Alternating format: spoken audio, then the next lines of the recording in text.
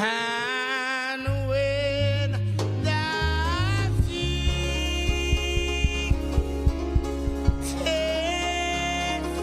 on thy throne, oh Lord,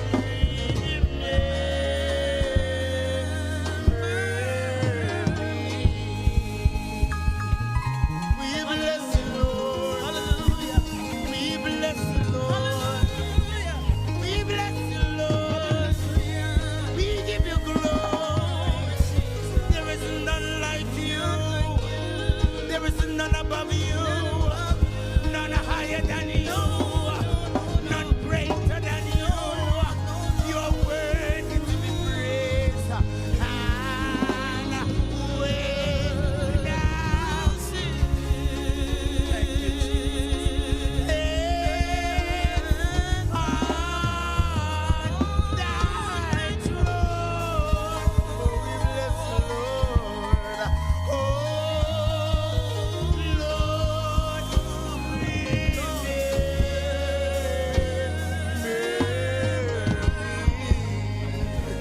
I just want to salute you, Jesus. I just want to worship you, Jesus. I just want to give you glory, Jesus. I just want to give you honor, Jesus. And when thou seest remember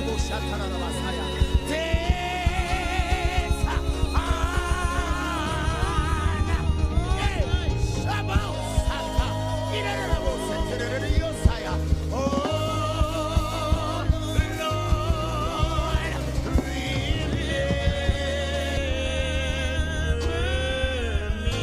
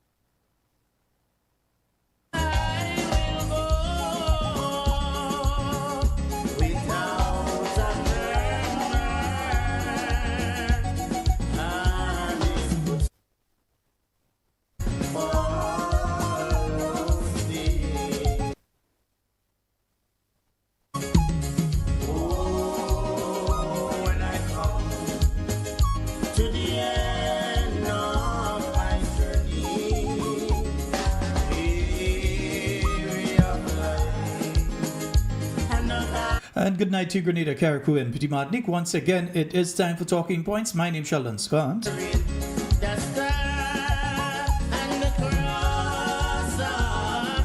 And I'll be with you up until the 10 o'clock hour. Saying a special good night to all the listeners joining us via We Noise Radio, We Noise TV. Those of you joining us via... yeah, I know you all were getting no audio a short while ago. I had the wrong channel on. Yeah. You all should be hearing me properly now. Yeah, I wasn't even hearing me, so I know I was on the wrong channel. Yeah.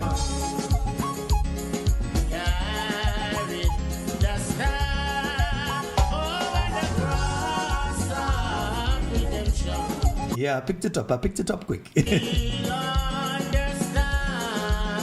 So a special good night to those of you on the YouTube, those of you on the Facebook as well. Hope that you all have had a fabulous weekend. I know I had a very quiet one. I wonder if I left home. I think I did, briefly.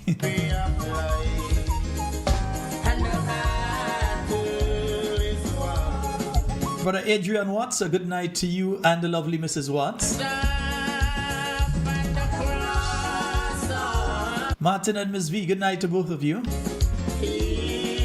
Patricia and Matthew out there in Canada, good night to both of you, my dears. Mr. and Mrs. Matteson out there in Carriacou. All the lovely listeners on the island of Petit Martinique, we say a good night to you as well. They've got their Whitsuntide Regatta coming up, innit? Yeah, you've all got the Whitsuntide Regatta coming up. I've been to it once before. I might look at one of these days, yeah. See if we could make that one, yeah? Mommy George, good night to you. I am not sure if she's on with us tonight, but good night to you, Camille Teresa Scott. Good night to you, just in case. I know she was having some problems there to get on here. So I'm not sure if she's on with us tonight. I hope you are. I know there's one listener from the US that passed by looking for me by Cami. Yes, Cami did call me. She let me know. All right, so you have a wonderful night. The other individual that passed by as well, good night to you. And safe journeys on your way back tomorrow.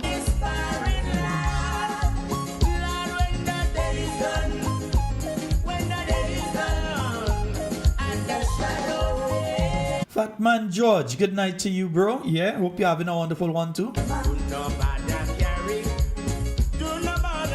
Keda, good night to you. Good night to you, Nadine. I didn't keep my promise to Nadine. I've got to keep my promise to Nadine, yeah.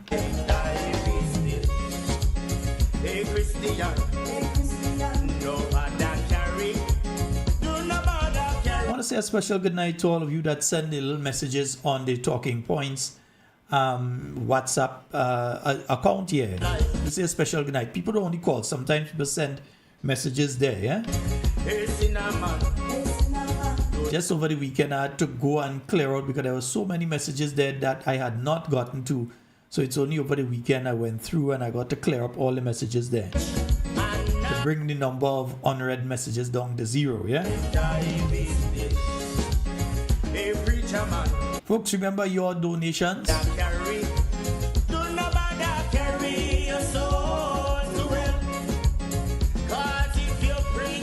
Those of you that can, you could go right ahead. You have the I'm going to put up the link here. Anytime I talk about it, I just like to put up the link so people can see what I'm referring to. You can go to that link and you would be able to make your donation via that link. Yeah. Jesus on the telephone, tell him what you need. We also have a PayPal account, but you'll see that for those of you on YouTube, it's the pinned comment. You'll be able to see that, and you can get both the link to this and to the PayPal account. You can get it there. It's also pinned to the Facebook as well.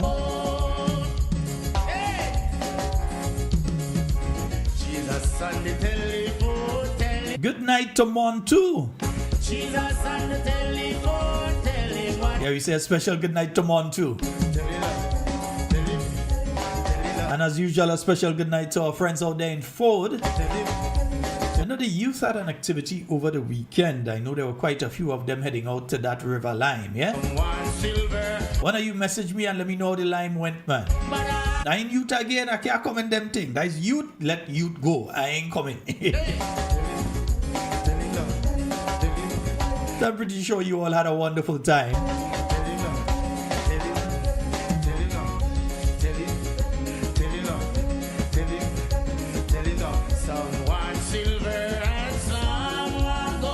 Yes, indeed. I'm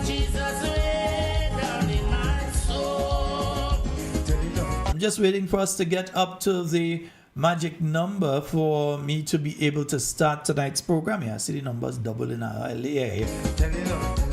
Just a little again because we're already down to 19 minutes after the of 8 o'clock.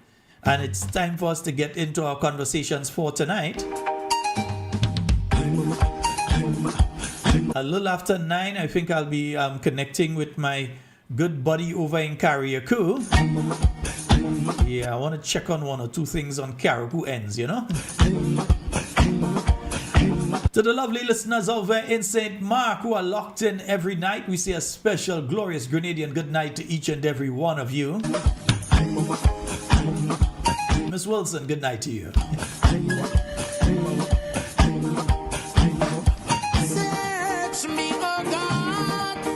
Good morning, Giza. No mistake, remember it's England there. So good morning to you, Giza. Good morning to you, Irvin. Ranks, good night to you. Claude, good night to you. Abe, Alban, yeah, good night to you, Alban. Maryland, Yvonne, good night to both of you. All listeners in North Carolina, yeah, good night to you. Oh, if you are. Our Texas listeners. Those of you in California, we say good evening to you. Or good afternoon to you. You take away from the poor man and you leave them just to suffer. Oh, if you like. And of course, those of you listening, whichever part of New York you are, whether in Long Island, you're in Brooklyn, you're in the Bronx, wherever you are, you're in Manhattan, we say good night to you. Those of you listening on work, Grenadians, we does do work in the day, we working in the night. So many people listening on work tonight, you know. A leader, and you leave because of power. Florida, good night to you. Trinidad and Tobago, Jamaica, Antigua, Barbados, St. Lucia. Yeah, the Lucians would have vexed with me if I didn't call St. Lucia then. I heard Antigua had a pretty strong earthquake over the weekend as well. They had a 6-pointer over the weekend. It was only about 19 miles deep. So that one, they feel that one. That was sometime on Saturday. There seems to be a lot of earthquake activity in the region of late. No, Jamaica over the weekend as well. Jamaica, Puerto Rico, all those countries, they had earthquakes as well. And if you want to make it into heaven, my friend, live right. And then from the weather forecast I've been seeing, we are expecting quite a bit of dust to be coming into the region. So folks, those of us that have the problems with the dust, we have to be very careful because it is coming in. Yeah, we have to be careful with that. Barbados, good night to my Bajan brothers and sisters and my Bajan cousins. A couple hundred cousins over there in Barbados. So we say good night to you all as well. If your name is Levine or Levine, all are we related? Same blood, yeah? Come from the same people. Nice, yeah? you take away You could trace it back to the 1600s. That's how far I could go back with it. Nice, yeah? just to suffer. Oh, if you like, that in life. So they Lavine or Levine, both of them the same people, yeah? And if you want to make it into heaven, my friend, live right. I'm a Levine as well, you know, yeah? Oh, if you are. Auntie Doreen must tell them about that, you know. I'm a Levine, you know, yeah? And you leave because of power. As I'm a Williams, I'm a Duncan, I'm a Lawrence, yeah? And you leave them I know many people is. Oh, if your life's not in line with the will of God, you must learn to search like one. If you want to make it into heaven, my friend, live right and serve the Lord.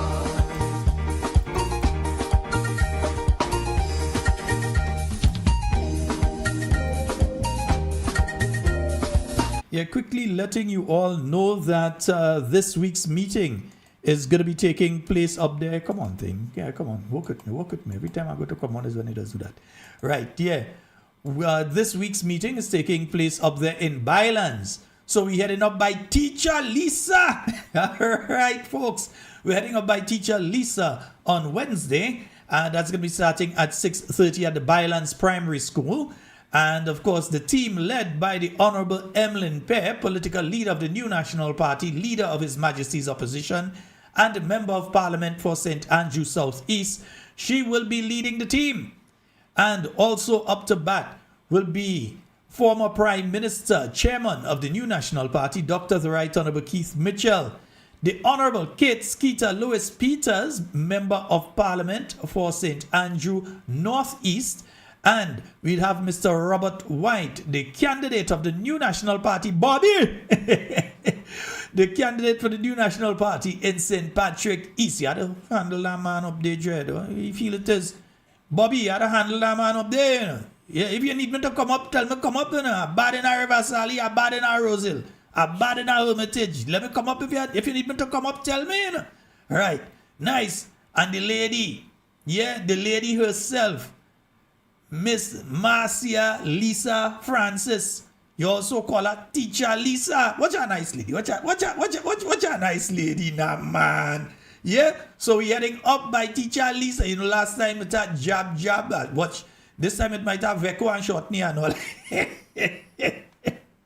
So that meeting is taking place this Wednesday. NNP Connect up there in Bylands at the Bylands Primary School in St. Andrew Northwest.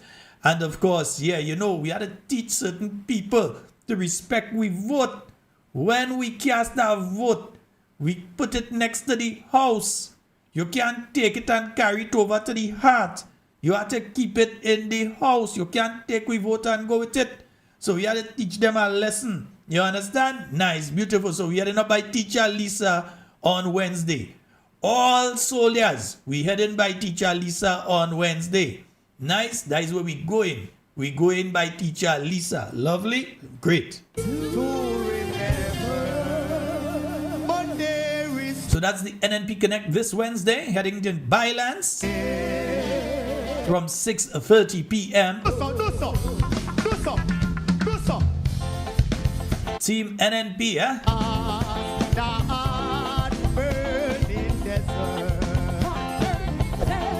See other people chatting on the weekend. Me.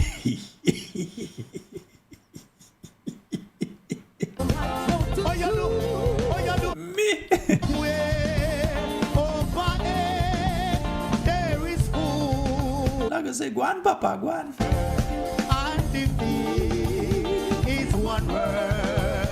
I don't you. Emancipation for how you do.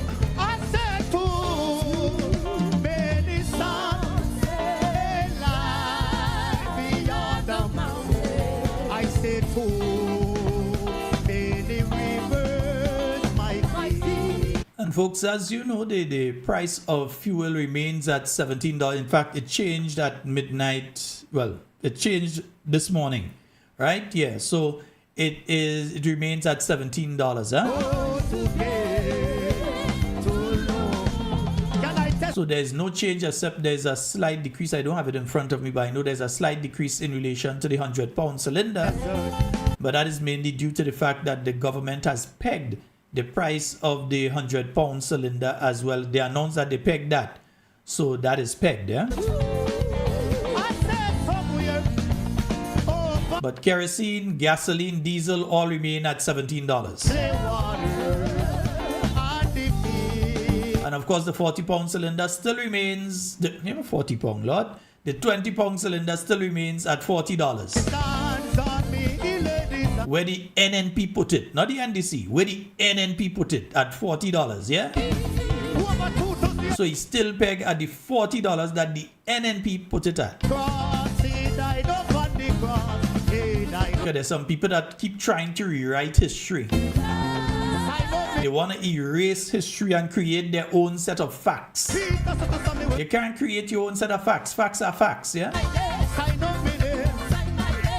You're entitled to your own opinion, but not your own set of facts.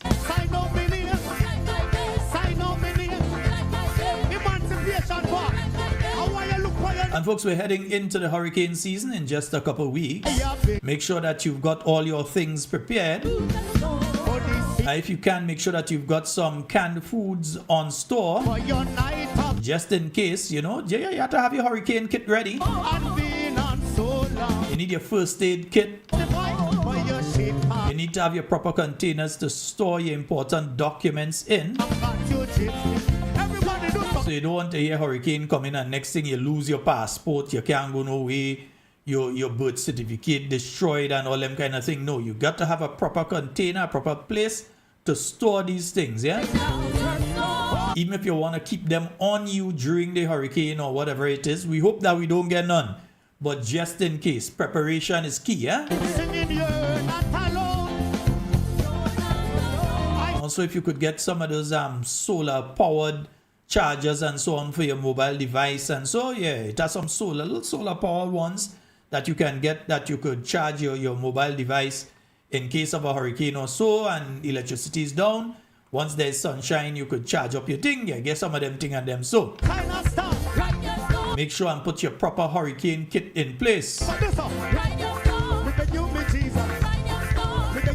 Don't take them thing as no joke, you know, because I hope it don't end up a case that you have to say shall and say. But I'm saying make sure that you have what you need to have in place. Good night to all listeners out there in the ABC Islands, Aruba, Bonaire, and Curaçao. Yes, they are listening. Aruba, Bonaire, and Curaçao are listening to us every night. We say good night to them. And our good friends in Guyana and in Suriname.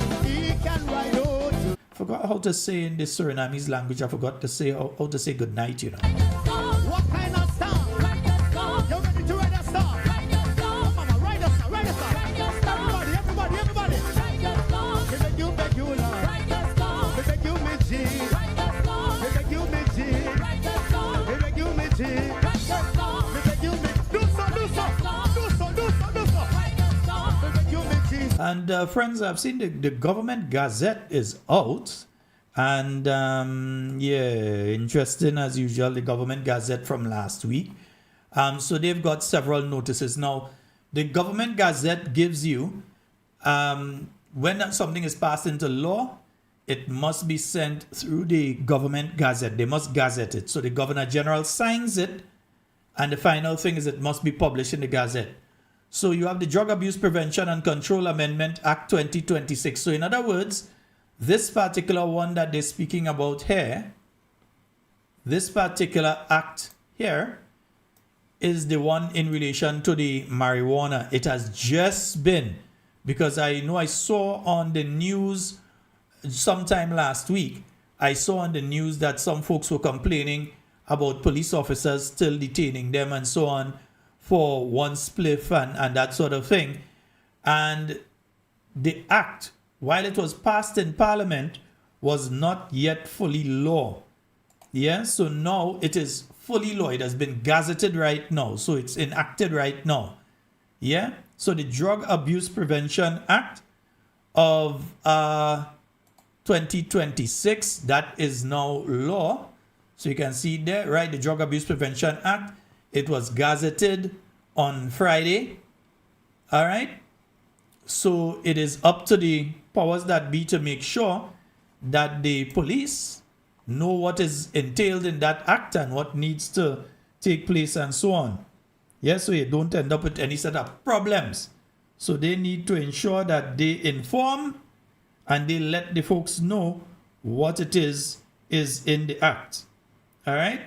Nice. Yeah, they need to let the police know so that you don't end up in any problems, because they say they're moving to expunge all records in relation to people who had small amounts of marijuana in their possession and so on. as well. Small amounts. Not the man they catch with a 2 fine bag and a whole field, no. But the people with the small amounts, they're looking to expunge their records. In other words, they can get a clean criminal record. So they wouldn't get a record that say you were arrested and you spent X amount of weeks or months or whatever in jail because of this. They'll get a clean record. Now remember, the NNP had already put that law in place since Ohio. In fact, deceased Norman Gilbert was one of the people on the committee that was expunging the records of people. If after a certain period of time you've not been involved in any altercation, anything with the police again, you may have had something on your record from since you were a teenager or you're in your early 20s and you needed your record, you needed a clean police record, and they check and they say, well, this person hasn't, they doing things properly, they've never been involved in anything again, and they would expunge your records, they would clean your records. Yeah, and Mr. Norman Gilbert, he was one of the people that was on the committee to do that. I don't know if they change up the committee because I've seen all kind of board and thing. I've seen here.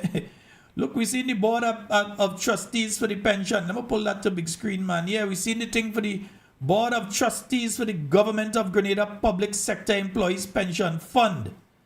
Yeah? So we seen who is on the board, who is on the pension board. Right, you have Mr. Louis Williams as the chairperson, Mr. Adrian Strawn, Mr. Mervyn Lord, Miss Peter Lynn Cooper, Miss Daisy M. Hazard, Miss Chantel McGuire, Miss Winnet Baker, the permanent secretary, Department of Public Administration as an ex officio member, and the permanent secretary, Ministry of Finance, ex officio member. Yeah, you have those as members of that committee. The board shall be responsible for overseeing the administration, management, and regulation of pension matters as prescribed under the Act that is Part 4, Section 23. Yeah? The members of the pension board shall hold office for a period of 3 years or until otherwise notified by government, issued under the authority of the Prime Minister on the 2nd day of April 2026, the gazetted in May, but is under the authority of the Prime Minister by order and the name of the Government of Grenada. Me and Kaji go have a conversation about this pension thing soon because, folks, let me just mention something to you all here. Mr. Cadgington Hood, former Attorney General, has already said on this program, and he is right, that that pension is illegal. What they're doing there, and a lot of you who are working within the public service right now, you all should have been benefiting. Remember the court judgment, everything that came up there. You all should have been benefiting from no other pension but the 1958 pension. The non-contributory pension is what you all ought to have been getting your pensions from, which is what you would expect that the teachers union would stand up and fight for you all for, which is what you expect that the public workers union would stand up and fight for you all for, and not end up, I don't know if she's just named as a member or she's accepted the placement on the board, but the president of the public workers union is on that as well. Yeah? No, you move from there. Yeah, is on that as well, Miss Daisy Hazard. And I continue to say that what this government has been doing is destroying the unions. And the unions stay in there and take it. I find they're very silent about it. Had some of the moves been made by the government right now, overstepping the unions, who are the legal representative, and going straight to the workers. In the case of some of the hospital workers, going straight over them and go straight to the workers. Had the NNP been doing that, you'd have workers on the streets right now. Had the NNP introduced a new pension disqualification act, something that the union spent years fighting against the Pension Disqualification Act as was put in place by the revolutionary government in 1983. And the unions struggled to get that revoked, repealed, and reinstate the 1958 pension as the benefit for all the workers. And after the unions do that, in comes the NDC government and has a new pension disqualification act because it's disqualifying a lot of you that would otherwise have benefited under the 1958 pension. You're a public worker, and if you're getting a pension, and we know what the definition of a pension is, you would have been getting a pension, the 1958 pension. What you are getting now under this contributory scheme is not categorically a pension. That you're not even being given the opportunity to decide if you want to or if you don't want to. They just take any money and put it in at one time. Before it even reached to you, the money gone towards this pension scheme. But we will discuss that in detail when we get Brother Cadgington Hood on with us. Later this week, we'll get him on with us. And you remember last time we say we're talking too much different thing at the same, and he's absolutely correct. So we'll be speaking pension, specific to pension. And we'll also be mentioning some of what you're seeing going on here because they published this before, you know. They published this before. This was published in the April 10th edition of the and I don't know why they had to publish it again. I haven't picked up the exact reason that they publish it again. This is the April 10th version, April 10th here, version of the Government Gazette. Yes, I do read the Government Gazette. That is one thing Linda Schraker made sure that I did weekly. Yeah. And you realize the last two members here were named. Miss Lindonna Hilaire Marshall, ex officio member. Mrs. Lindonna Hilaire Marshall, sorry. And Mr. Mike Sylvester, ex officio member. And this time they just put the position and they didn't put the persons. I don't know if there's a reason that it has been updated as such to state permanent secretary. I don't know. Maybe they want to change permanent secretaries. I don't know. But they have stated it differently rather than putting the names of the two people. Yeah.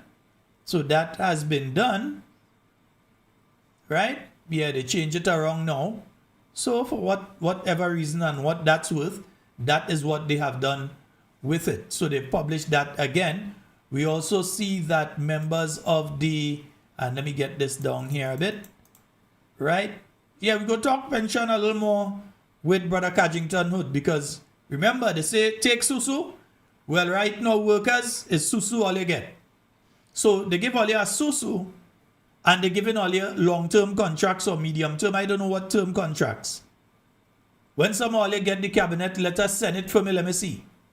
Send, I want to see it. Marco, I want to see the cabinet secretary letters that they're giving to you all and saying that you all are now on permanent staff.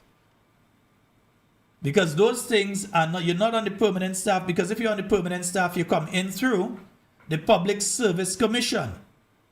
And if you're coming through the Public Service Commission, there is a procedure for you to come through the Public Service Commission. In effect, what this government is doing is creating a parallel public service. The same thing they complain about and say that the NNP was creating a parallel public service because none of you, let me repeat, none of you, let me say it a third time, none of you who are receiving these cabinet letters are filling any established positions. You can't. The only way you can fill an established position within the public service is through the Public Service Commission. So you still remain on unestablished staff, which is not that the NNP ain't said anything against having people on different contracts, you know. Is the NDC was saying that contract's bad and this contract work thing had to done. We ain't want no contract. We ain't want, you remember them on the campaign trail? We ain't want no contract. This contract thing, and that to get rid of this contract thing, was them who saying it, but what you all are getting now is not, you all are not receiving permanent employment to the government of Grenada. You all are receiving contracts. What I do not know is the term of those contracts. If there is a fixed term contract. So we don't know, but the bottom line is what you are getting is exactly what they told you is bad. and what they told you should not be. What they promised was to regularize you all. And if you are regularized, then you all will be filling positions within the public service through the Public Service Commission into established positions within the government service. Can they create additional positions within the established public service? That's a question for Kaji. I've seen over the years you could remove, because there might be some positions within the public service that have become redundant. There may be some that you needed years ago but you don't need now. So from time to time you may have to filter them out from within the schedule of positions in any particular ministry. Because I'm pretty sure you no longer need a switchboard operator. You ain't need that again. But you would have had that years ago within the public service. So certain categories of workers you would not need. And remember, with the advent of artificial intelligence, there are several positions existing both in the public and private sector that as close as 5 years from now will no longer be existing.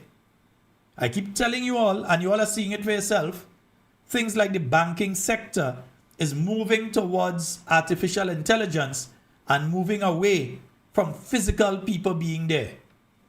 The banks are trying to get you to use a card and use your device and do all your banking. They don't want to have to deal with unions and bank staff going on strike because of this or that. They're trying to downsize as much as possible, reduce the amount of people that they need for their operations, and let artificial intelligence take over different aspects of it. Already, to apply for loans with certain financial institutions, you can go online and apply online. Rather than have to go and sit down with a loan officer and fill in a thing, you could apply online. And pretty soon that may be a category of worker you don't see again. You may never have to deal with a loans officer. You may have to deal with the artificial intelligence, say this person qualifies or they don't qualify. So understand that both in the private sector, banking, credit unions, insurance companies, other companies that are out there, yeah, could be Huggins, Hubbards, all of them. Yeah, over the years, they will no longer be needing the amount of staff that they have. That's going to be reduced due to them getting more in line with what is taking place in the world and starting to use digital currency and using artificial intelligence, etc. It is coming, and we need to understand that, but we also need to not hold our head and ball and say AI coming and take our jobs, but prepare for it. The NNP understands that. The NDC only talks. You realize all of them that just talk. Heroes Park, big thing, fireworks in the sky, band on stage, people come down, ribbon cutting, all kind of thing. Then he go in bush. Project Polaris, yeah, we doing ting, bam, ding, jing, jing, jing, bush. That is how these people operating. It's a set of talk and a set of brango. But to actually get the job done is another thing. The NNP knows what has to be done, understands what is coming, and how we can prepare our people for what is coming. Not go the hell and ball and say, oh gosh. I'm still trying to figure out why we still have, if they still have it, secretarial classes, and so I don't understand the need for it, because AI does everything. Don't understand why they still have that. But anyway, folks, you also have the Grenada Transport Commission that has been put in place. That is the same people you've been hearing about recently, and are still waiting to hear what's going on with the workers on the bus terminal, because we know that their time is running out, the people who are working on the bus terminal, and as such we need to find out what is really going on with them. Will they be rehired? Are they just going to be transferred over to the Grenada Transport Commission now from the Grenada Ports Authority? Because the bus terminal, both in Grenville and in town, those bus terminals were under the Grenada Ports Authority. They developed it and so on. They helped work to put it in place, and as such it was vested in the Grenada Ports Authority. It is now being moved from the Grenada Ports Authority to the Grenada Transport Commission. And as you have the Transport Commission that's going to be in charge of it, the staff there now have been told that, hey, you have to reapply for your job and so on. So I don't know if they're paying them off. I don't know how much they're paying them, if they're paying them off, or if they're going to be hiring them on a new contract, if it is a situation that, well, no, that's your last day, you get your last pay and you go your way. If they're going to be bringing in new people, some of them niece, their nephew, them kind of thing, they go in and bring them into work. We don't know. So we hope to hear from the Grenada Transport Commission very soon what is taking place with that. We also hope to hear from them. Yeah, all year, the Grenada Transport Commission. Yes, as I said, just read the Gazette. Yeah? Or you could bring it late, or you could bring it earlier, reading it still. Right? So who's on that commission now? Francis Paul, Jasmine Redhead, Ken Lewis, Hatui, that's what you said? Hatui, Campbell, Acting Commissioner of Police Randy Connauth, Isabel Morris, she's the Permanent Secretary with responsibility for transportation, and Shahai Gibbs. If I butchered two of the names there, I'm very sorry. I have not pronounced such names before. So I'm sorry if I've butchered your names. I don't like people butcher mine because it's easy to remember. Right? Yeah. So we need to find out what really going on with the Transport Commission and with the workers who have to work on those terminals and so on. What is taking place with them? Because I think by now they should really know. By now information should have been given to them that yes, we keep in here. What? So these people know what they're doing. Yeah? By now I'm hoping that that information has been passed on to them. But also, and you know I always look out for this one in the Government Gazette as well, it is the Consumer Price Index, which gives an indication of the inflation, yeah, that is taking place. Right?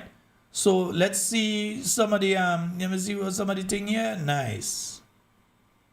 So let's go here. When compared to the corresponding month of last year, no, you want to see it big? Okay, let me bring it big. Nice. When compared to the corresponding month of last year, March 2025, the index moved from 120.52 index points to 121.37 index points. And what does this really mean for you all, right? Because people hear in index points, people listening, what shall I talking about there? But let me tell you what I'm talking about there. These increases resulted from a rise in price of the following items: rice, cereals, bread, bakery products, pasta products, beef, mutton, poultry, deli meats, preserved fish. And look at the price of the increase on preserved fish. You have an increase of 6.1, and preserved fish, you're talking there about canned tuna, sardines. You're talking about mackerel. You're talking about saltfish, preserved fish. You have an increase there of 6.17%. Saltfish price gain high. You might have sale just now in Heroes Park again. Yeah, preserved fish all year. The price gone up 6.17%. Look right next to that. Milk. How much people could do without milk? Well, I don't drink, but milk.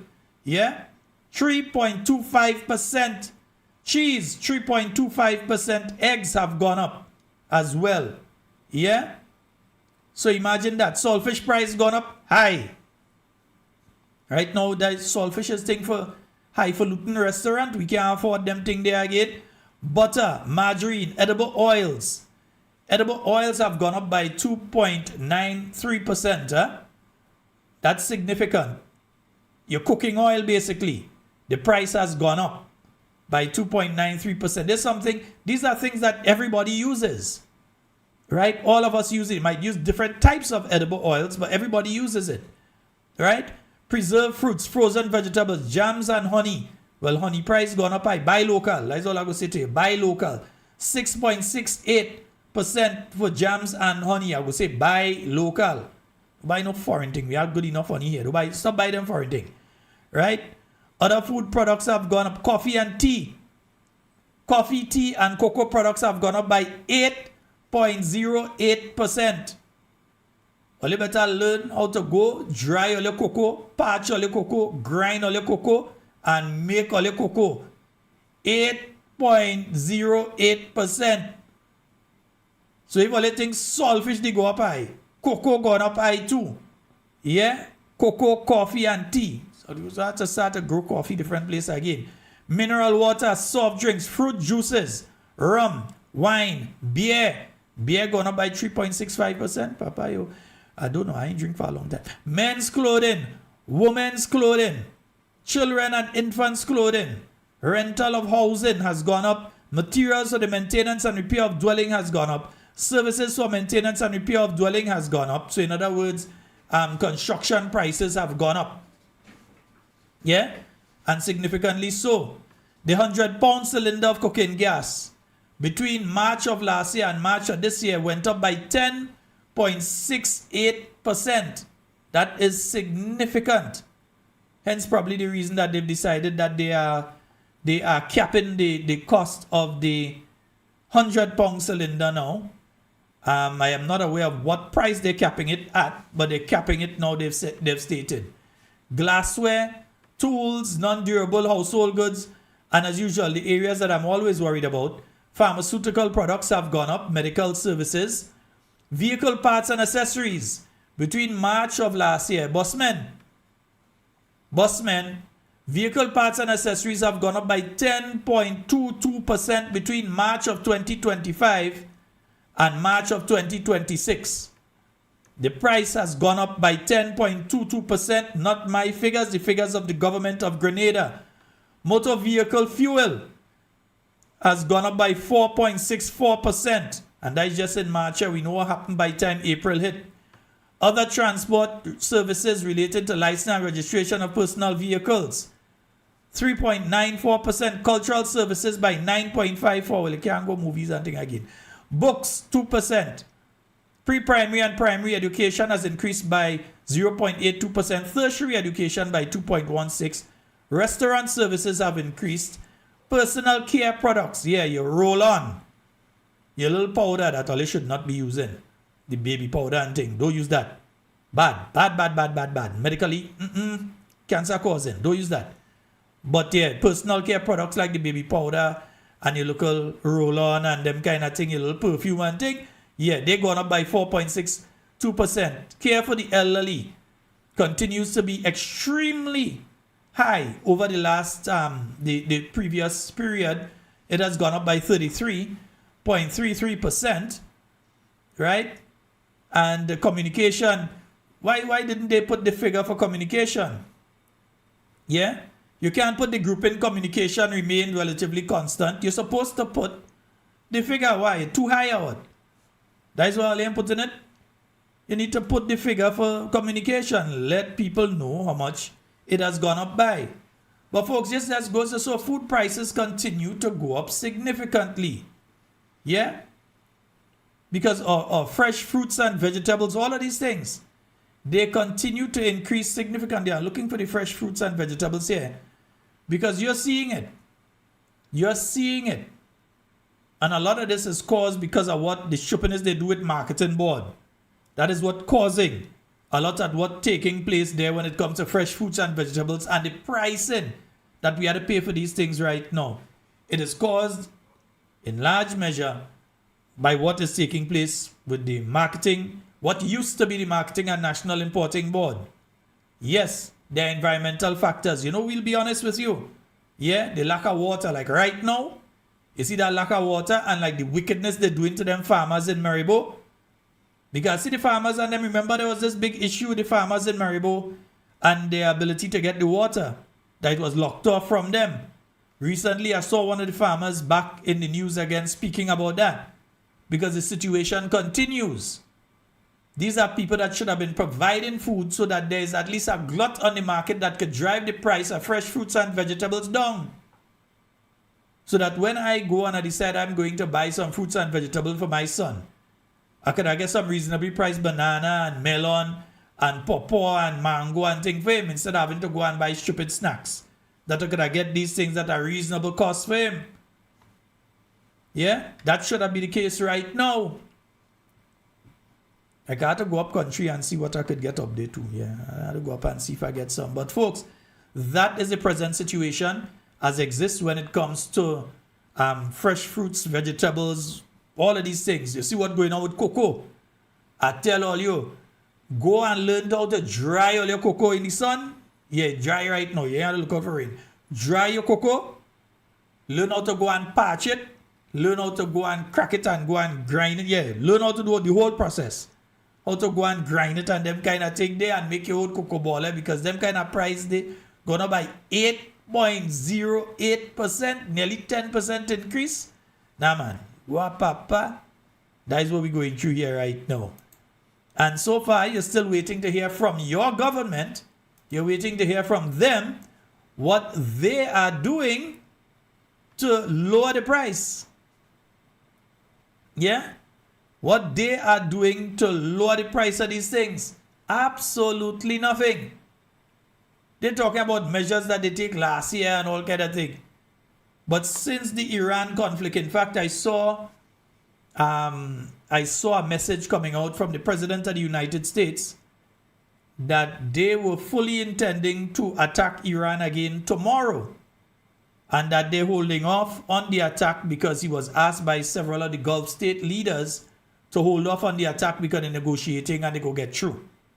Right? So he asked his forces to hold back, but to stand ready so that they can still attack. You may believe him, you may not believe him, but the statement alone creates uncertainty in the market and drives the cost of many of these items we just mentioned there up again. So we have to be careful. Yeah, we have to be careful. We have to be looking out, and our government should be looking out for us. Other governments in the region, they say, okay, we cap this, we cap that, we cap that. Over the next 3 months, these are the measures that we're going to take. And we're going to keep our watch and see approach. So for 3 months, we safeguarding you. Save where you could save, put aside where you could put aside, do what you could do. For 3 months, we're protecting you. After that 3 months, we may have to relook the entire thing. That's how they looked at it. So folks, we have to be very careful here in Grenada. Our government isn't looking after us. So we have to look after ourselves. We have to put what we have to put in place to protect us. All right? Folks, I want to try and reach out to a good friend of mine there. I want to try to reach out to Senator the Honorable Nolan Cox. So let me take a short while I try to call him and see if I get him. Yeah, let me take a short while I try to get him here.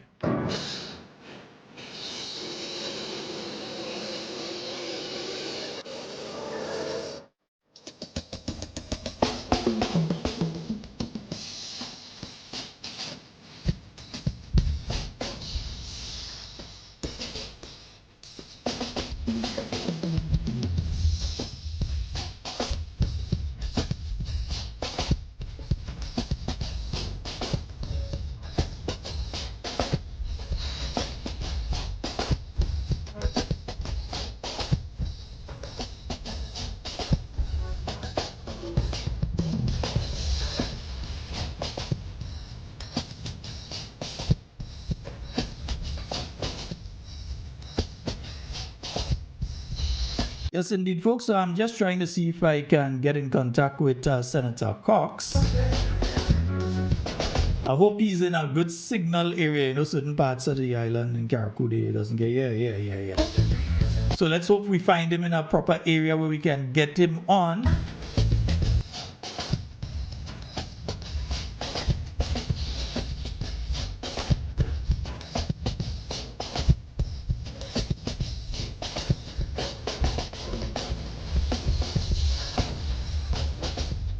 Yeah, he may be, because earlier when I was trying to reach him, the call kept dropping. He was calling me, dropping. I calling him and dropping.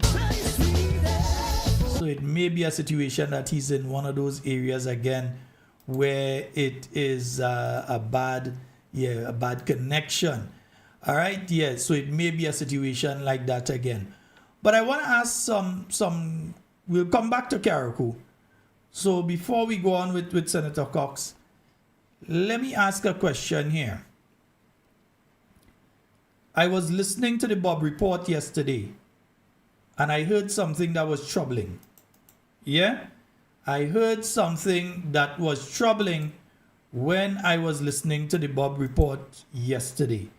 And if you're listening to it, you can tell me what it is that is troubling me here.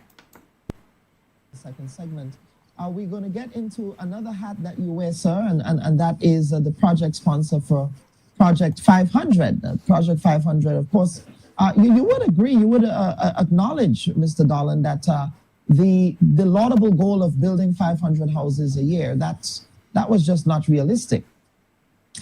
It wasn't 500 houses per year, it was 500 houses. It was initial term. Just 500 houses, period. That is a blatant lie. And the person who is speaking there is the project sponsor, as they call them for Project 500. You know, they are these people they call in project sponsors. So he's the chief person in relation to that, and he's lying to us. Because what was said was 500 houses per year.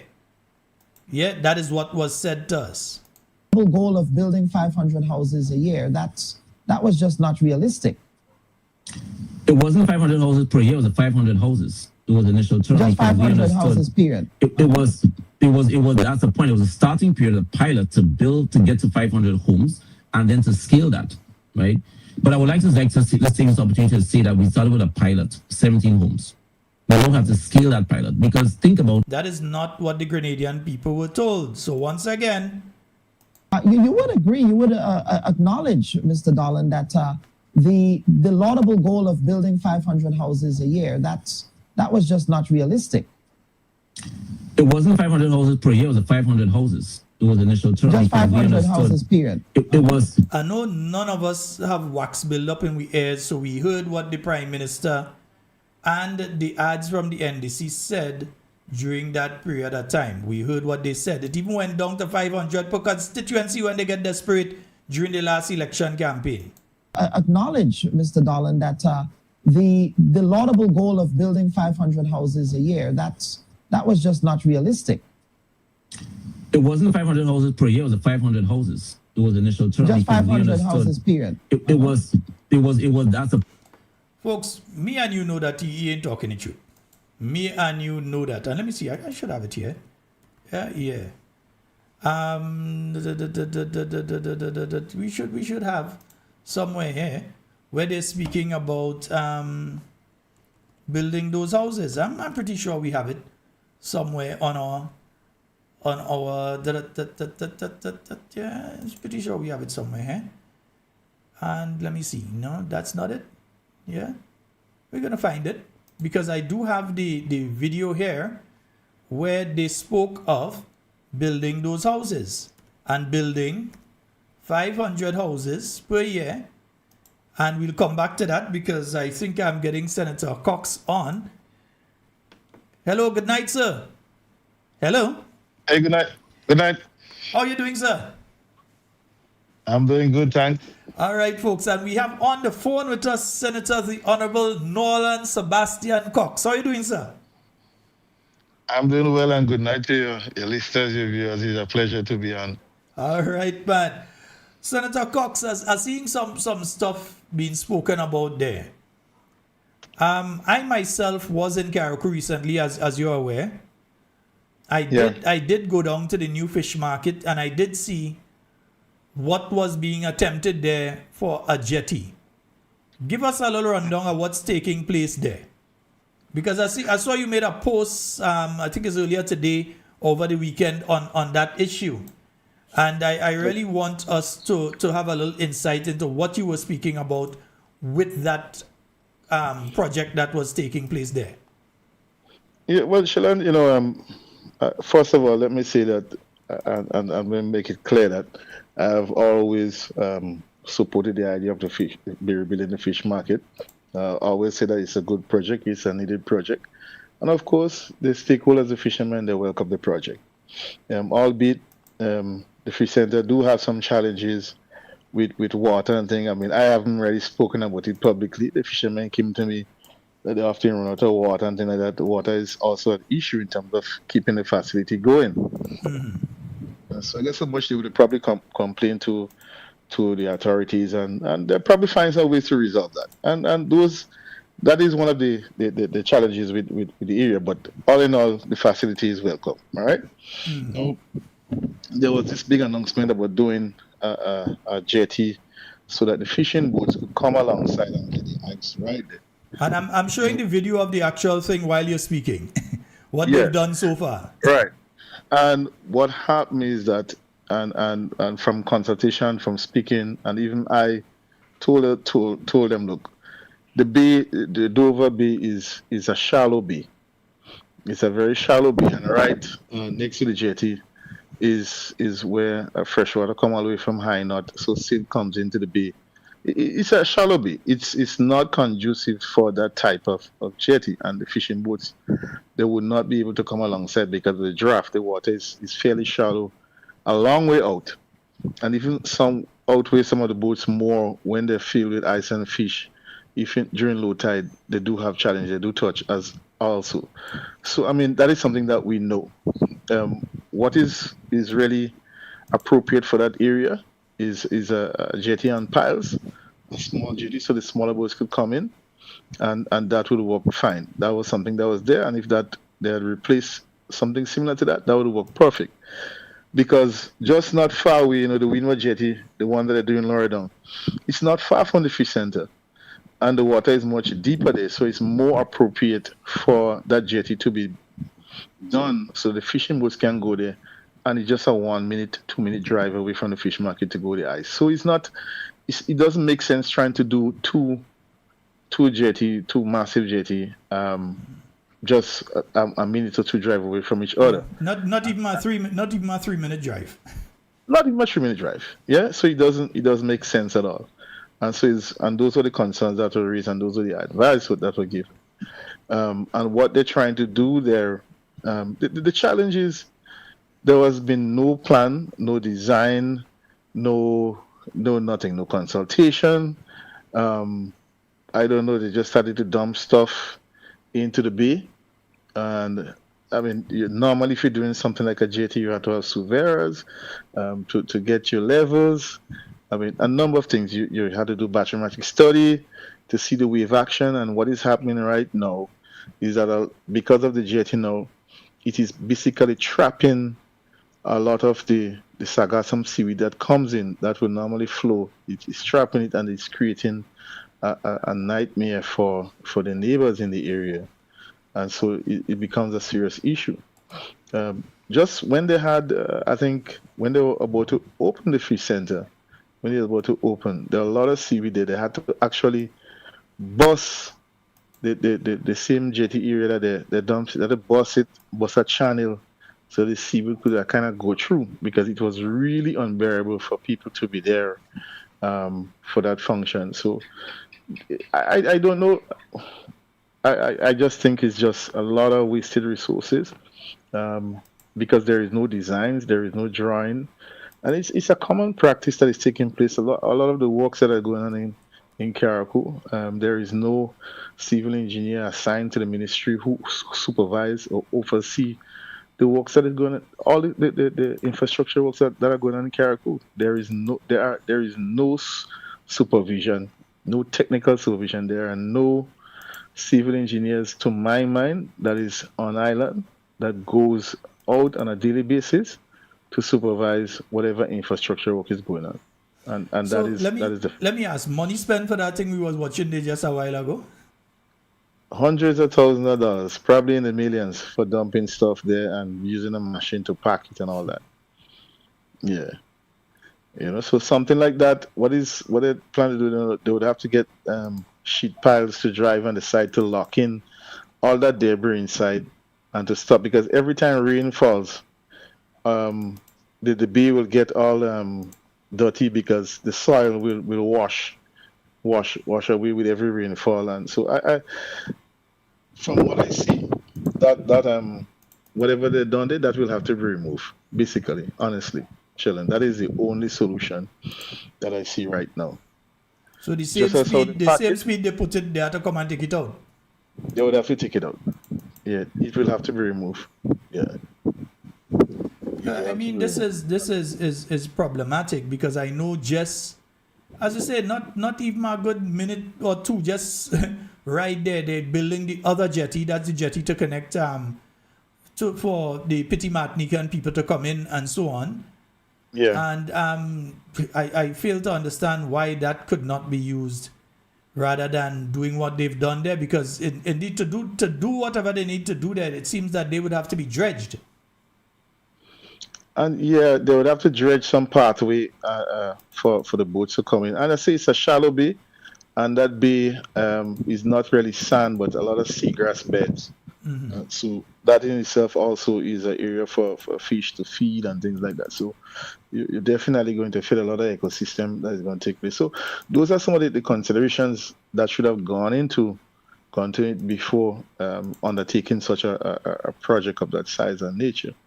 I mean, those projects are highly technical projects, and if not done properly, then you have serious repercussions.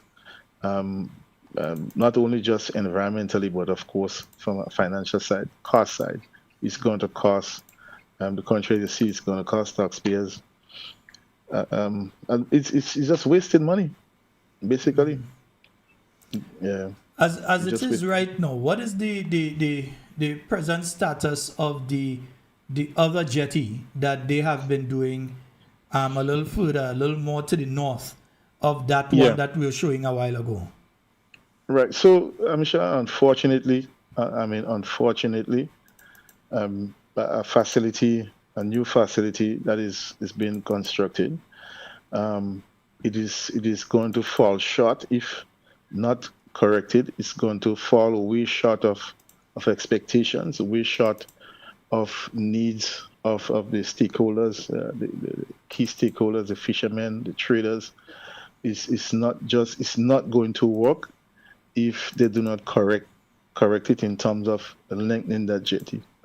As it stands, if the current length that is there, if that is maintained, it will be too shallow to really suffice. So to create a better facility for boats, especially the fishing boats, for them to come alongside to receive ice, and it's just too shallow. Some of the boats would not be able to come alongside. I haven't gone physically. I mean, I know the area. I mean, I as a younger boy, I dive there, I bathe there, I fish there. So, I mean, I'm well acquainted with the depth of the water that is there. And what was there before, those boats couldn't come alongside. So I don't see how they'll come alongside now, unless the jetty is lengthened. The boatmen, sadly, they are very disappointed. They're very disappointed that they have spoken about it and their voices seem not to be heard. I don't know. The contractor probably he's going with whatever scope that he has or whatever costing that is, whatever he signed for, whatever contract that he signed for, he's probably walking along with that. But the issue is, it's not really. The feedback is not a pleasant one. Actually, Sheldon, I mean, I had an opportunity I saw what do you call it again, self? Oh gosh, I lost the word. Yeah, I saw some document where they were passing around with a petition. Yes, yeah, that's the word. A petition expressing dissatisfaction. So they have this drafted petition and asking for persons to sign on to it to say that they are not satisfied and asking for some sort of consultation. So I thought by now the authorities would have at least put out a call for stakeholders to come to hear from them and then for them to give feedback, probably with the contractors, the workers, to say, this is what we are doing, this is what the finished product will look like. And to hear from the stakeholders as to their concerns, because they are not happy and they are woefully dissatisfied. They are very much dissatisfied. And it's very, very unfortunate that you have a project of that nature. You have an opportunity where persons are voicing dissatisfaction with it, and there seem to be doubling down, persons coming out and talking about state of the art. It's not about state of the art. The issue is whether or not it's going to work. The persons who have to use the facility, whether or not it's going to work for them. So persons are not concerned with the state of the art talking whatsoever. People want to know that whenever they whatever your facility or services that you provide for them, it is going to work for themselves, it's going to work for the business. And that is the function of government. Government is to provide the services so that for persons to use, to apply the trade, to apply the business. That is what government is responsible for. And something of that nature, they should have definitely had some consultation with even key informants in the area, persons who know the bay, persons who walk the area, who understands, who know that during low tide, what sort of a draft will be there and how far out they should go. I think that is one of the key things that we're missing in the execution of this project, and sadly, we've seen the effects or the results of not consulting on certain key projects. While we I just came from this evening. I just came from Bogle's area. I mean, I didn't speak about it publicly, but since last week, a section of the Bogus community have been locked in. Bogus, you enter one side, you come to the other side, and they were doing work. They were doing work on both sides of the road where vehicle traffic could not, certain persons could not come out at all. No entry, no access. People were footing it. People were carrying stuff. Were people told beforehand? Did they send people out and let people know at least, or did people just see the work start? I think there was some indication as to some closure of the road. I think that was done probably publicly, but as you know, not everybody would have heard it. But it is not what was done. That is not the issue. The issue is if you're having a road closure, it must be done in such a way that there is some alternative access in the event of an emergency. And so it just that because if those jobs are being supervised by somebody, at least you would have managed the work in such a way that the entire area would not have been closed up for almost a week. Mm-hmm. But you would allow for some traffic to go through. So either you finish one side first and then you close off the other side. But when you lock off the entire thing. So I was there this evening and I was having some conversations with persons, and some persons say, look, we out of water. A few people out there out of water and they don't know when the road is going to open. And the water trucks can't even bring water into them. Can't bring water into them. So I mean I got the contractor number, and I called him. I mean I know him very well. And we had a pleasant conversation, and I indicate to him what is happening, and we had a conversation, and I advised him, if he can give some consideration to opening the road partially tomorrow, because I know his challenge is that he's waiting for the work to cure to allow vehicle traffic and things like that. So, and he was very pleasant, and he understood, and we discussed it, and so. I gave some suggestions as to what he can do, and I think that maybe he would try to at least open partially tomorrow, and in a few days have the road open fully. So it just to show that sometimes if you don't have supervision to manage the whole thing, then you have this unforced errors. Things that could have been avoided. So it's. A few people called me a few days ago. But I mean I didn't. Not everything that you speak publicly about, it's just because everything is not about politics, but some people do have some serious concerns about certain actions sometimes we take, and it's a similar situation that took place with Montreal when they were laying pipes in the road.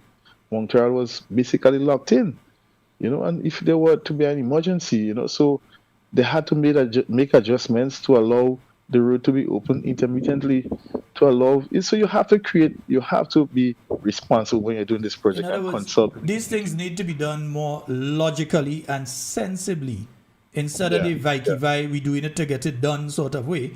Because everybody wants the road done, everybody wants the pipes laid, but it is not what you do, but how you do it. How you do it. You have to give consideration to people. You have to. And everybody have different challenges. And so sometimes, we only, when it's not affecting us, we don't seem to have a problem with it. And so you have to understand that there are persons who have unique challenges, and you have to cater for that if you're governing and you're managing responsibly. So that is how it should be done. And what is happening, I mean, it's really unfortunate, that the situation at the Women's Free Center with the jetty, that it got to where it is, where it at, because sometimes some people think that when you speak is because you're going against, so you're not supporting, or you don't want to see some things happen, which is very much untrue. I mean, I've lived here all my life.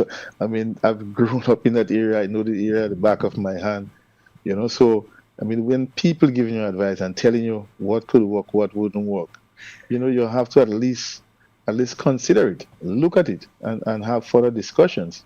If you don't trust my feedback or Sheldon's feedback, there are persons who you can ask and question about those things to ensure. Because remember, you're putting in monies, and you want to be responsible and accountable, you know, in terms of governance when it comes to monies and significant projects. It's important, and that's what you're supposed to do. Yeah. That's what you're supposed to do. Senator Cox, I don't want to keep you too long tonight because I know you were just at a meeting and you're probably just getting in. There's another issue that has been spoken about in Carriacou. I know that while I was there, several people expressed concerns about it, and I've heard it expressed on one or two other platforms. That is the issue of a mall being built in Hillsborough. Well, And I the mean, displacement of some persons to build that mall. Well, to be frank, you know, I don't have all the answers. I have questions too as well, because I think a lot of it's centered around the tenure of the land, and what we are being told is that government, whatever suggestions from supporters or whosoever, indicated that what was there before was run down, was dilapidated, and now that those things that were destroyed, and there is an opportunity to do something more presentable to make the town look more brighter whatsoever, and all that is fine. Yeah, all that is all good and well. And I think that is not the issue. The challenge is that there are several persons there who had businesses, and I think it's more for the persons who that was the only source of income in terms of livelihoods. And one of them, I think, started to rebuild, and he was stopped.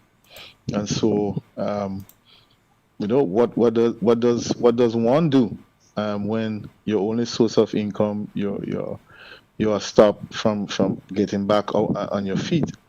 And I think that is where, for me, the whole issue of the humanity of what is taking place that's where the concern lies. And the question is, what is government role? How is government engaging in this? Is the government now going to be a real estate developer? Are they going to develop it and then rent out the I've never heard of governments building malls. You hear of private developers building a mall here or there, but the government building a mall? Well, I think that there is a suspicion, there's a strong suspicion that government is stepping in, acquiring the land, and maybe placing it into the hands of somebody, a private person, to develop it. But that has been a hush-hush procedure, as most of the things that have been taking place is hush-hush until the last minute. Like, for example, the Windward Jetty, we have never heard what the jetty would cost. No cost for the jetty. We haven't seen a billboard. We don't know when it's going to be completed.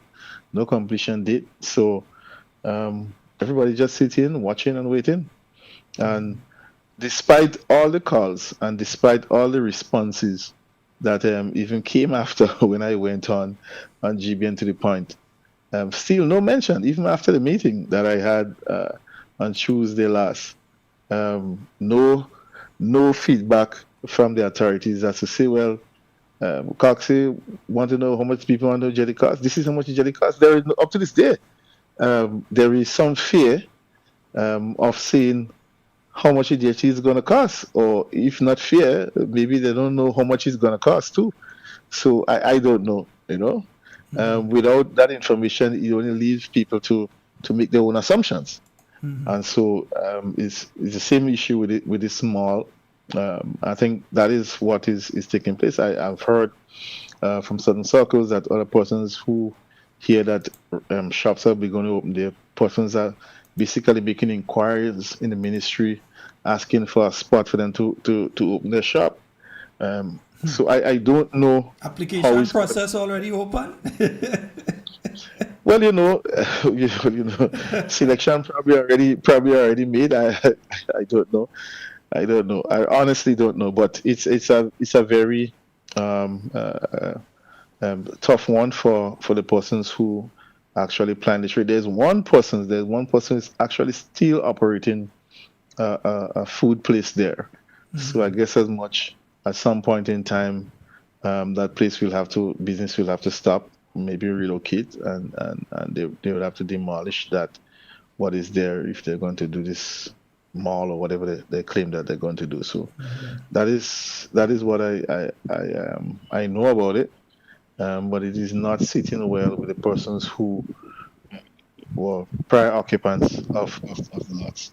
I don't know what the land tenure situation. I don't know who is the owner of the land or whatever is taking place, but government seems to have taken a decision, or the ministry seems to have taken a decision to acquire it to build a mall. That is what is out there. Well, it must be gazetted if they've done that, so we're going to look out for that gazetted document when the time comes. Yeah, it must the be gazetted. Yeah, Senator Cox, I'm going to let you leave, but as you're leaving, I'm going to remove the hat of Senator Cox. I'm going to remove the hat of the NNP caretaker and deputy leader of the NNP, and I put it on the hat of Daddy. Now we see a young lady graduate, and we want to congratulate you on behalf of Talking Points and the Talking Points family. I'm putting up your picture. Yes, your daughter who has graduated. Just give us a name and the field that she has graduated in, because I know you're an extremely proud daddy. Yeah, well, I mean, that's my second daughter. Her name is Naomi, and she graduated a little while, a few months ago, but she just completed her final exams that certify her to be a licensed pharmacist. So it was a tough route for her, in the sense that in 2023, when she started her exams that semester in 2023, the day she started the exams, which was a Monday, in April, on the 24th of April, a Monday, her mom passed that day, her first day of exams. Her mom passed, so she had to abandon all the exams for that semester. She came home, of course, and after everything settled down, she started back the semester in September of that year. On resuming, she was told that she had to do over the entire semester, the entire year of courses. Wow. She had to do over all the courses and not really do a makeup exam. Wow. So we had to go back and pay for the courses and everything, and pay for the registration of those courses. Right. Yeah, so she had to go back and try to double up so she could have finished. So she ended up spending an extra year because of having to go over and do over all these courses. So that's the policy of TAMCC, or probably for that program. I'm not certain if that is for the entire college. So I mean, the normal precedent is that if you miss exams, then persons, they will do a separate exam for you, a makeup exam for you, because of the circumstances that she had to undergo. So she had to go back and re-register and do over everything all over again. So wow. But the bottom line is that no, she has completed. She is now certified, even with all the challenges that she has gone through. And once again, we just want to congratulate her and congratulate you and the home circle that have been keeping her grounded to ensure that she has gotten to where she has got to now. Senator, it's been a really nice moment for us. Yeah. Yes, indeed. Senator Cox, I don't want to keep you too long again, so I just want you to enjoy the rest of your night. So we have to have a whole Karakou program. We can't do this little piece of thing on Karakou. Sure. It's not too much to talk about. But I want to have my slides and my clips to put up while you're talking. And there's a lot that I have already, and we need to get some more. We'll definitely do that. Yeah, you let me know. All right, Senator. Okay. You have a wonderful night. All right, good night. Take care. All the best. Bye-bye. All right. Bye. Yeah. Yes, indeed, folks. We were speaking with Senator the Honorable Nolan Cox there. Just a brief one. Just a brief one. We're going to do a whole program on Carriacou because the amount of thing we had to talk about with Carriacou, if we start at 9 o'clock, we got to finish somewhere around 1 o'clock in the morning. So we need some time to talk on those Carriacou issues and so. All right, folks, we're going to take your calls in a little while. Not yet. We're going to take your calls in a little while. Not quite yet, because I played something for you all a little while ago. And I know some people still kind of surprised at what I was playing there a while ago. Sir, and that is the project sponsor for Project 500. Project 500, of course, you would agree, you would acknowledge, Mr. Dolan, that the laudable goal of building 500 houses a year, that was just not realistic. It wasn't 500 houses per year, it was 500 houses. That was just not realistic.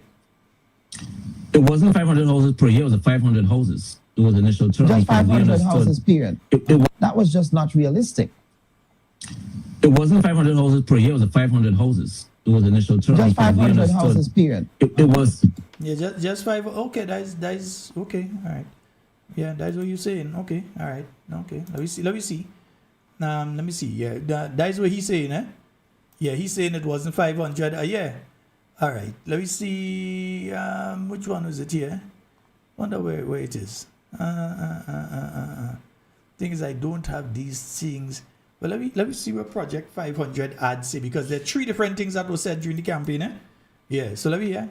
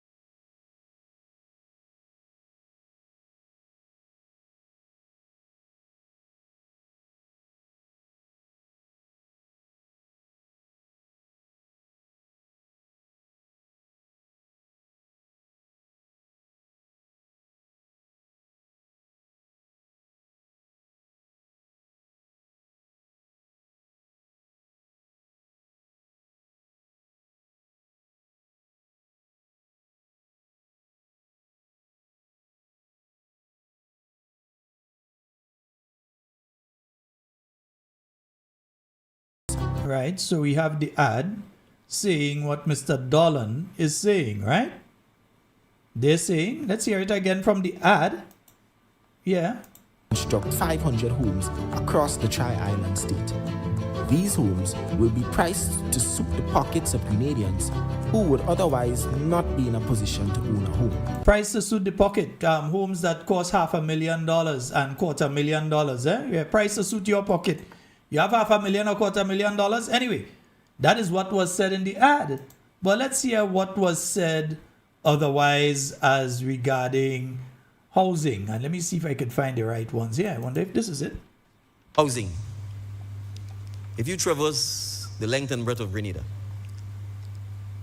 there are significant pockets of deplorable housing, if you can call it housing, that our citizens live in, particularly women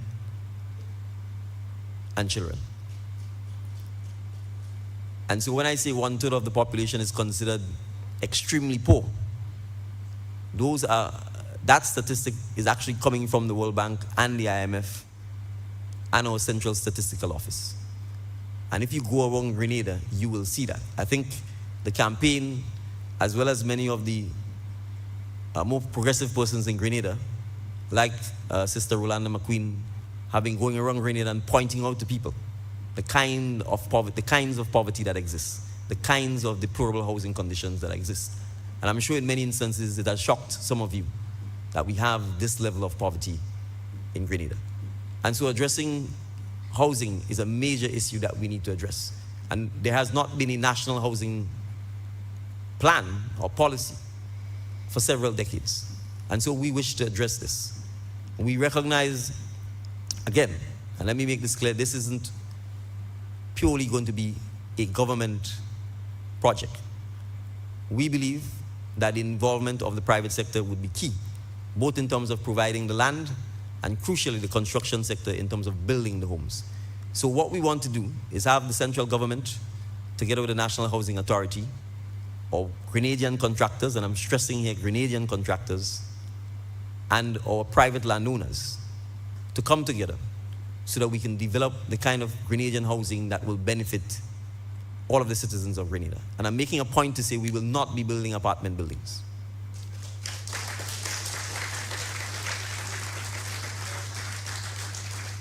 We are not going to create ghettos in Grenada.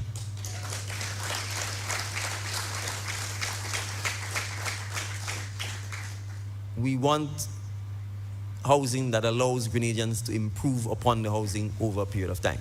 And we have numerous examples of that in the past. We want to encourage persons to be able to do their backyard farming, their front yard farming, to have their flower gardens, etc. And it is crucial for us to be able to ensure that one generation of Grenadians can pass on the equity in the homes to another generation of Grenadians.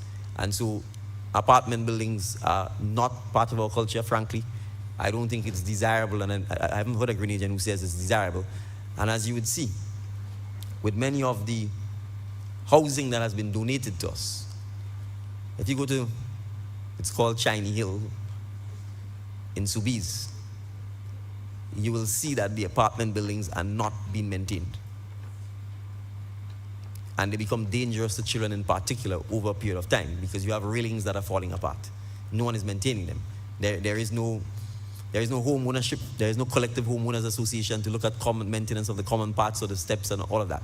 You have major sewage issues in those communities.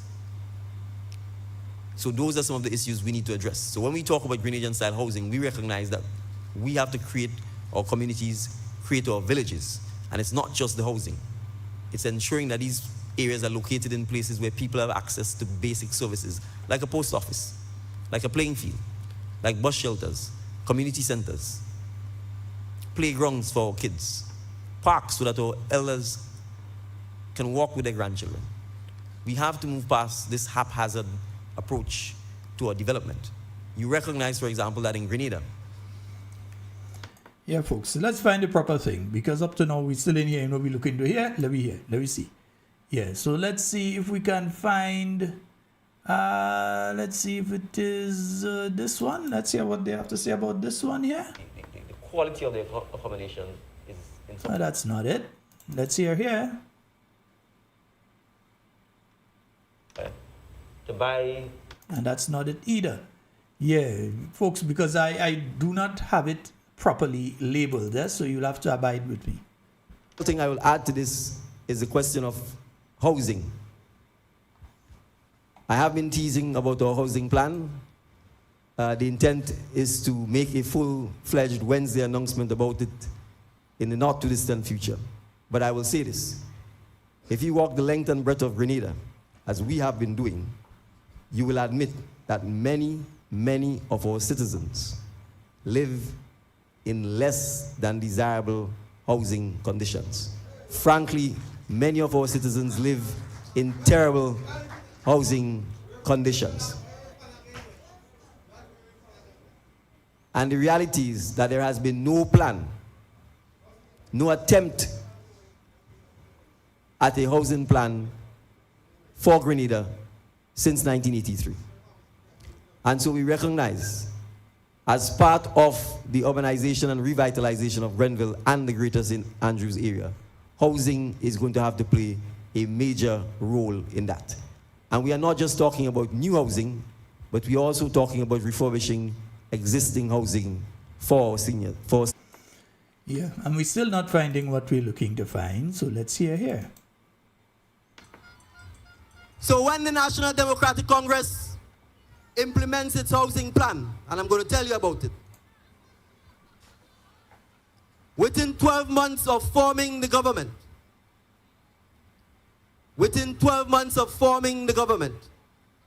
the National Democratic Congress will start a nationwide housing program. That program will be done in conjunction with the private sector, so we will have a public-private partnership. And we will commence building 500 Grenadian-style homes in each parish. And we will do so each year thereafter, so that our... Well, it's now we say it, as he said it. I mean, during the campaign, they start to say all kind of thing, but it's now we that say 500 per parish each year. We ain't say it. A public-private partnership. And we will commence building 500 Grenadian-style homes in each parish. And we will do so each year thereafter. Which should mean by now we should be up to, well, if it's going by the parishes, way past it, but we'll say, okay, it's 500 spread across the parishes. We'll just use that example of it and say that by now we should have 2,000 houses in it. Because if you're building 500 per year, by now, we're not supposed to be speaking about no 17 houses. We are supposed to be having a conversation about doing the final 500 before the elections, innit? We should not be having a conversation now about you just do 17 and the 17 was never part of your Project 500. They were part of a pre-existing project in Dunfermline that you took and manipulated into what you are now calling Project 500. But these are not the words of the new National Party. These are the words of the present Prime Minister. Congress will start a nationwide housing program. In fact, let me pull it back because everything was within 12 months, eh? Yeah. Within 12 months of forming the government. Within 12 months of forming the government. And they repeated for emphasis. The National Democratic Congress will start a nationwide housing program. That program will be done in conjunction with the private sector, so we will have a public-private partnership. And we will commence building 500 Grenadian-style homes in each parish. And we will do so each year thereafter.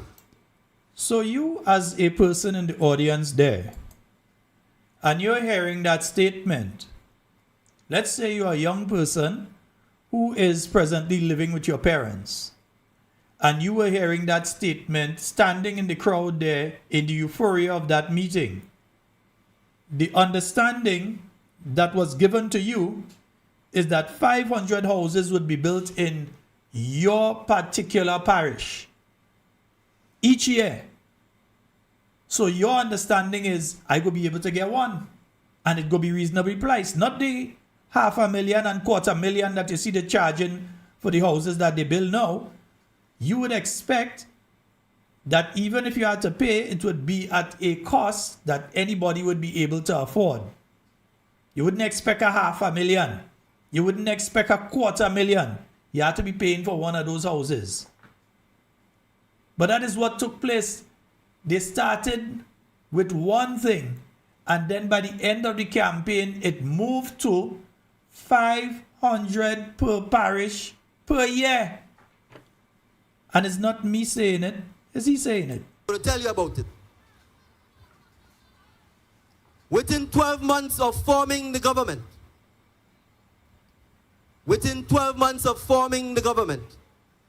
the National Democratic Congress will start a nationwide housing program. That program will be done in conjunction with the private sector, so we will have a public-private partnership. And we will commence building 500 Grenadian-style homes in each parish.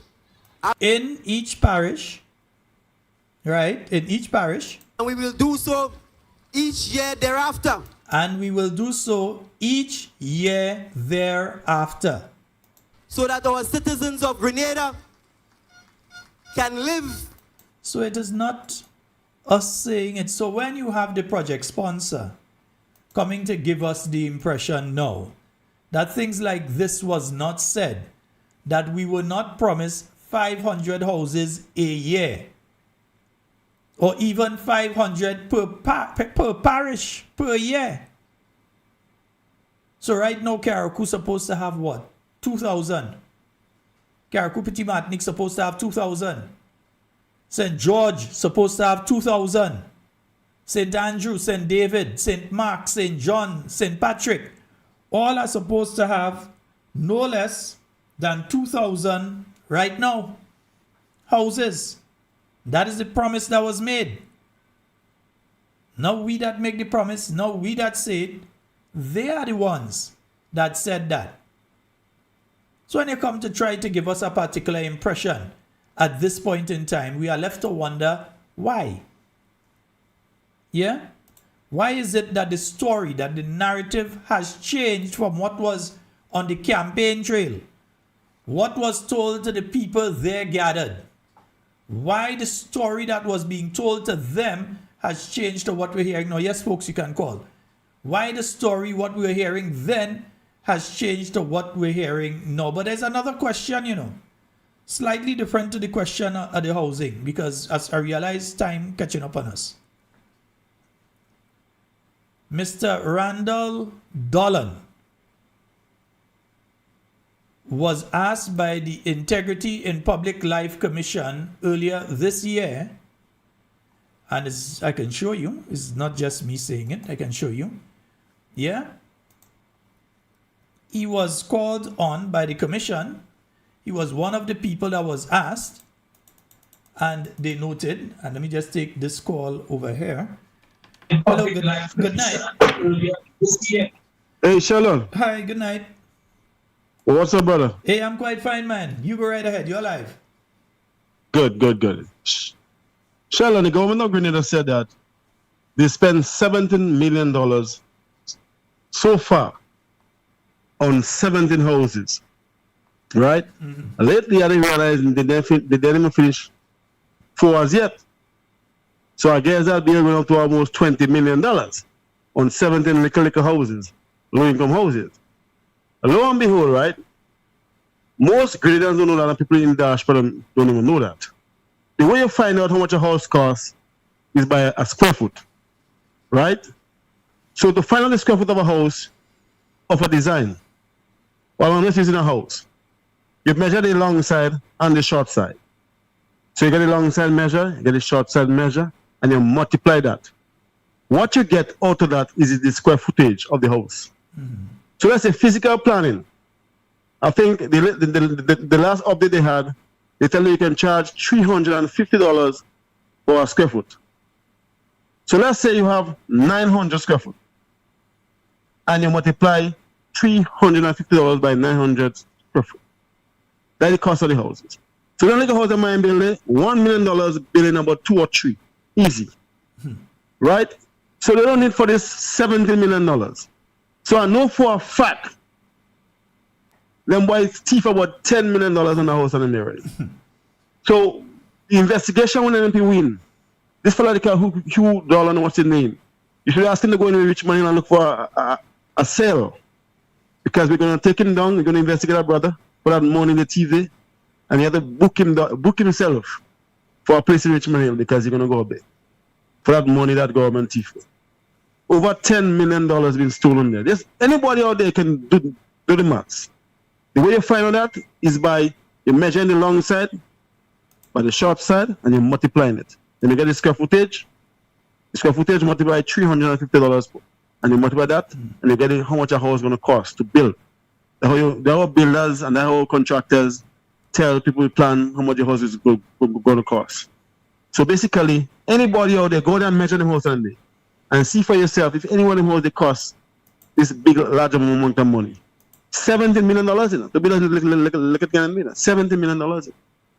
But something is wrong with these people on them. Well, I hope NMP is ready to investigate them. Well, the thing is there that the Matson, and definitely investigations would have to take place in relation to things like that. You have to investigate. Yeah, man. And see Completely, man. How was that? Because for instance, you have the same thing I was speaking to Senator Cox about a little earlier with that monstrosity that has been thrown in the water there, and they say they're doing jetty, that they will now have to break down and move out and that sort of thing. And you must investigate what process led to that happening, and it happening in the way that it's happening, and how the funds that were given to that were spent. You have Project Polaris where you spent 22 million, and you're still wondering, but where that 22 million gone to? You understand, bro? So and this guy must ask those questions. This guy in Karakuri is a big joke, because this guy said that at a press conference, and he said that yes, he calls the police. yes, he calls the police. And lately, he's saying he didn't really call the police. He just he didn't really call the police. So something is wrong with these people on the motor right now. They're changing them out like crazy right now, So something is really wrong with this guy up there, really and truly. I know the officer pretty well, so I know that there's a matter of time. For us to the boss, but I'm telling you that they're trying to give you an impression it's something else that happened. Yeah. No, I know what happened, man. I know what happened. It's not matter of time, I think the whole of Caribbean know what happened. All right, brother. Thanks. Yeah. Yes, indeed, folks. There's another issue that surrounds Mr. Randall Dolan. And on the January 23rd issue of the Government Gazette, as mandated by law, the Integrity in Public Life Commission published a list of people who had not filed their declarations. And it says here, and let me just show you, it is the Government Gazette of January 23rd, 2026, the fourth Gazette of the year.